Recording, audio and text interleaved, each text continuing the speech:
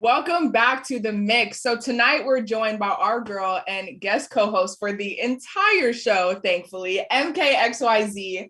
So girl, are you ready to get right into a topic? I think it's time. Oh Lord. All right, here we go. I know. Everyone need a breath. Okay, let's just dive right in because we are mid cuffing season right now. And with the holidays around the corner, people are just going ham on these dating apps like Tinder. And people are going to Twitter to share their experiences. And I am a Twitter fiend, so baby, let's get into it.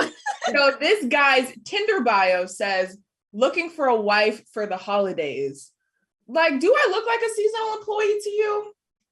Period. So let me ask y'all, what is it about the holidays that makes people just so desperate to find someone?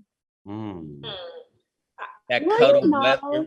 Yeah, it's the holiday cheer. Yeah, family. It's being just around people, as a child, I think everyone's had, well, not everybody, but most relationships are based around the holidays, and you're connected to other people, and you got great food and conversations and love. So what better time to cuff somebody than the holiday season? anything that happen in the holiday season. I was going to say something totally like pessimistic and skeptical, but I think it's social media because everybody want to keep up with the next couple. I'm telling you guys, you would be so surprised how many of my friends are like, oh my gosh, did you see what he got her? Look at this, look at that. Right. Because everybody's broadcasting it. So you feel like, well, I want to post my boo too. Look, I like that point, Jazz. And I disagree and agree because guess what? This has been happening before social media. If you go back, the most people are born around July and August, which mean they humping in December, November. So I'm just saying, didn't have social media 100 years ago. So why so many people born in August? People out here humping, rubbing out. Look at Jamie. Jamie. Okay. They must have got my beard oil. They must have got my P44. I just feel like for the holiday, you should just be with someone, even if it's your family. Like holiday season is when you're with your loved ones, even if it's somebody that you're not in the bed with. We got to be with somebody on the holiday. Well, somebody awfully quiet. MK, what are you thinking? I'm just saying.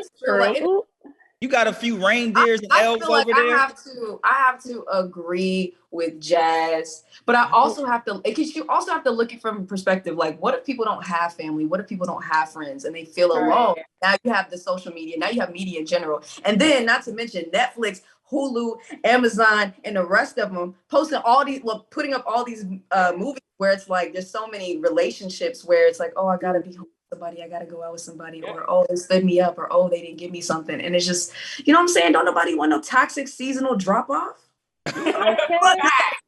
She said toxic seasonal drop off. That's weird. You didn't lie. Have you guys ever been single and like bummed out during the holidays? Never. Not this week. I don't think so. Baby, if Anton was single during the holidays, he was getting his life. He was having a great time. I agree with Anton on something. I'm with him on that. I'm right. I'm a firm believer on making the best out of your situation. You know, whatever cards you're dealt, I feel you have to make the best out of them. You can't let the world determine your happiness. So for me, you know, whether I was booed up or single for the holidays, I'm gonna make the best out of it, man. I'm gonna put that Anton little beard oil on and be smelling like sex, baby. Hey, come on, that P44 boy, that P44. You know what? Thank you for the encouragement. So I can go find me a sugar mama and a sugar daddy. You should. Ho, ho, ho. Touche. Okay, well, the holidays, they trigger all kinds of emotions for all of us. And I saw an article that someone wrote that kind of like spoke to me. They said they unfriend people every December. And here's the quote I loved. I dropped the dead weight and the posers and the pretenders and all the other friends who literally have not bothered with me for the better part of the year. So do you guys think that you should clean out your friend list every year? Well, let me just say this. Life kind of did that for me this year. I'm not going to lie. But I'm thankful it did, because afterwards I was able to see why that person needed to leave my life and like how I needed to grow from it. And I know this is beyond the holidays, but I just want to touch on it too. I also am like really happy because my wallet, you know, gets some extra coins during the holidays because I don't have to, you know, spend the gift money. So like it's a win-win for me. But I don't know. I definitely think like you need to take into consideration like who you want to get a gift to, who you want to put energy into. You know what I'm saying? Yeah. Nah, Jamie, you hit it on the head, because I think when you start praying, you know, manifestation is real, prayer is real, and God listens to you. So just like you didn't have to wait till December to do that. God will start dropping people off like flies if they're not meant for you. And I think it's very important, if you don't do it yourself, you know, to make sure you ask for that help from the man upstairs, because we got to grow, right? And everybody doesn't grow at the same pace or where you're at in life. So it's always important to go back and make sure that you have the right friendships in your life if you want to be the best you. But it's also amazing, like you said, Jamie, when God do the work for you in that situation, it makes it a lot easier. You know what's interesting? I actually meditate very often. I try to do it at least 15 minutes a day. And in my meditation, I say, God, if there's anyone who is not supposed to be in my life, remove them from me easily and peacefully. And anyone who was supposed to be there, bring them to me easily and peacefully. And so throughout the year, I'll see like people drop, and I'll also see beautiful people come into my life.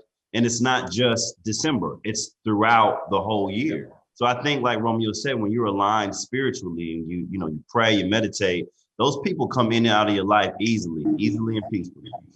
Can I just say that I've had the same friends since elementary, literally.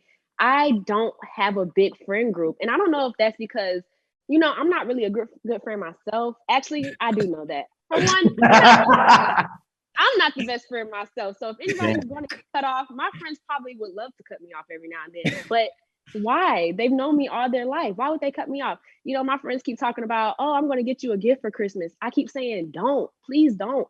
So let's do Secret Santa. Like, you know, one person, and then just switch the gifts. Like, you know, I'm just not a good friend, but I have my circle. So I don't have to worry about cutting people off every year. So Zani, why do you feel like you're not a good friend?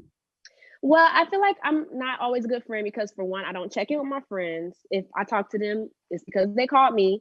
I hang out with them, but I don't really call to hang out with them unless, like, you know, I'm extremely free, you know? I don't know. Look, Zoe one of those people, she gonna do what she want to do. And that's why she have a certain friend group, because they know her. And I think that's the beauty. You got to have people who know you. Yeah, that part. Thanks. It's hard. I agree. I feel like, personally, because I'm constantly trying to, and I love when you say spiritual alignment, because that's me 25/8. And I feel like because I'm someone who's constantly trying to elevate everything about me internally, externally, spiritually, I feel like people are naturally like, it's almost like my energy is protecting me from it before I have to figure out and decipher, do I want you here? Do I not? And personally, I'm kind of like Zanique, where I feel like I just don't necessarily go out of my way to do the most, but it's a lot of that comes from me overplaying my role in so many friendships, and like, let me call you, let me check on you, and it's not being reciprocated. And instead of me having to ask questions, bye-bye, because like, what is it giving? Nothing. You're an Aries, right? Taurus. Hey, Taurus, my pops are Taurus. Y'all know exactly what y'all want in y'all life. Okay. Wait, Romeo, did I tell you my dad was a Taurus too? I think we probably connected. I think we did last year. Yeah, it's crazy. Y'all Taurus, y'all. You know what? Something that MK said really stuck out is those one-sided friendships. And I think around the holidays, those are always so exposed because, you know, for me, I was just telling a story about my friend had just gone through a breakup. So basically, like, I did this beautiful thing for Valentine's Day to make her feel loved. You know, like, you know, even though he didn't do it, like, I'm still your best friend. I got your back. Only for her to throw it out and then go on a date with him that night. And that was a very one-sided friendship. But I wouldn't have known it was so one-sided if I hadn't gone the extra mile during the holidays. And so I think that's also where this comes from, is like, when it comes to gift giving, you can see who really pays attention and who doesn't. Yeah. But on that note, we do have to take a quick break because I think it's going to get heated next. We all need to calm down before we get a little hot because we're talking about cheating. So keep it locked right here on FOXSOUL.